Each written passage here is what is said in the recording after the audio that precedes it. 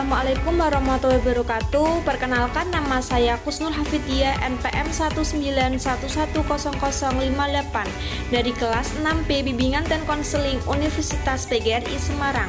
Video ini dibuat untuk memenuhi tugas individu mata kuliah kepemimpinan.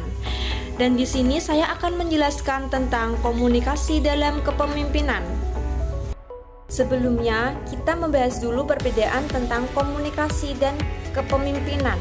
Jadi, apa itu komunikasi? Komunikasi adalah proses penyampaian makna dari satu entitas atau kelompok ke kelompok lainnya melalui tanda, simbol, dan aturan semiotika yang dipahami bersama.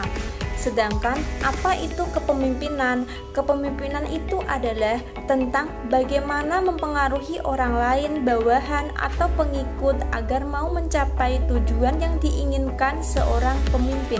Selanjutnya, membahas tentang komunikasi yang tepat dalam kepemimpinan dan komunikasi yang tidak tepat dalam kepemimpinan.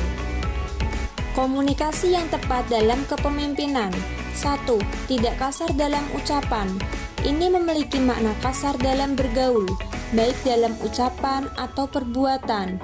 Seorang pemimpin harus menghindari berkata-kata kasar yang dapat menyakiti hati. Perkataan kasar akan menyebabkan komunikasi yang terjalin tidak dapat berjalan dua arah, disebabkan adanya tekanan rasa takut dan khawatir berlebih pada bawahan. 2. Pemimpin yang tidak keras hati. Pemimpin ini dapat menyebabkan setiap individu memiliki keraguan dan ketakutan ketika akan menyampaikan sesuatu. Komunikasi yang terjalin bisa mengarah pada bentuk-bentuk pujian berlebihan kepada pemimpin yang hanya ingin menyenangkan hati pemimpin. Yang ketiga, memaafkan dan memohonkan ampun. Pemimpin harus memahami bahwa setiap orang dapat melakukan kesalahan, sehingga dapat memaafkan kesalahan mereka, serta mendoakan ampunan untuk mereka dengan sifat kasih sayang dan pemaaf akan menjaga rasa sayang dan loyalitas dari bawahan. Kekerasan pemimpin tidaklah akan menumbuhkan kewibawaan, tetapi justru menimbulkan kemunafikan dan pengkhianatan.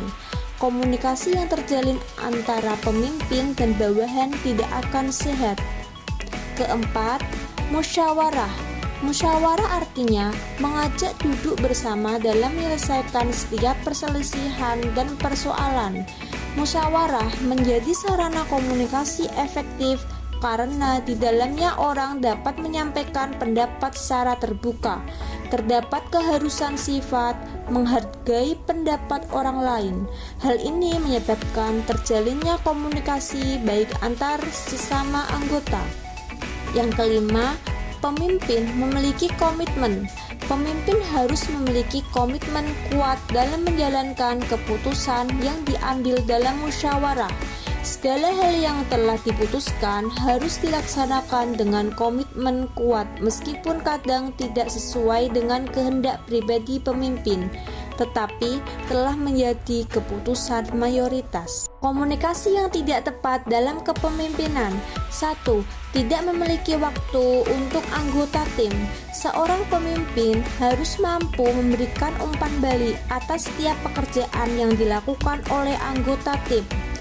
Saat kita tidak memberikan umpan balik kepada mereka, maka anggota tim tidak akan mengetahui letak kesalahan dan tidak akan ada upaya untuk meningkatkan kinerja.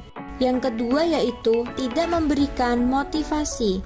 Motivasi harus selalu ada di dalam anggota tim agar mereka bisa bekerja dengan efektif dan mereka sadar bahwa pemimpin peduli dengan kesejahteraan mereka. Yang ketiga yaitu tidak mau mengakui kesalahan. Penting untuk dicatat bahwa kesalahan merupakan bagian dari kepemimpinan dan hal itu pasti akan terjadi. Pemimpin harus sadar bahwa setiap kesalahan yang mereka lakukan bisa menghancurkan reputasi dan kesuksesan mereka. Jangan sampai kita tidak mau mengakui kesalahan yang telah dilakukan. Sebab kesalahan adalah salah satu cara terbaik untuk mendapatkan pengalaman dan menjadi sosok yang jauh lebih baik dari sebelumnya. Kesalahan yang pernah kita lakukan dijadikan batu loncatan agar bisa berhasil dalam segala hal yang dilakukan selanjutnya. Yang keempat yaitu tidak berinovasi.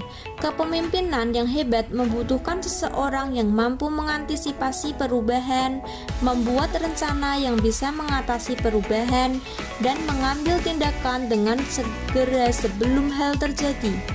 Efektivitas kepemimpinan sangat bergantung pada kepemimpinan itu sendiri, dan ada banyak sekali faktor yang dapat mempengaruhi cara pemimpin mengelola tim dan organisasi yang dijalankannya. Yang terakhir yaitu kehilangan kontrol di depan publik. Hal yang harus diingat adalah saat membiarkan temperamen tidak terkontrol, maka konsekuensinya adalah bisa menderita dalam jangka panjang. Bisa berupa hubungan yang memburuk dengan seseorang atau kehilangan peluang yang ada di depan mata.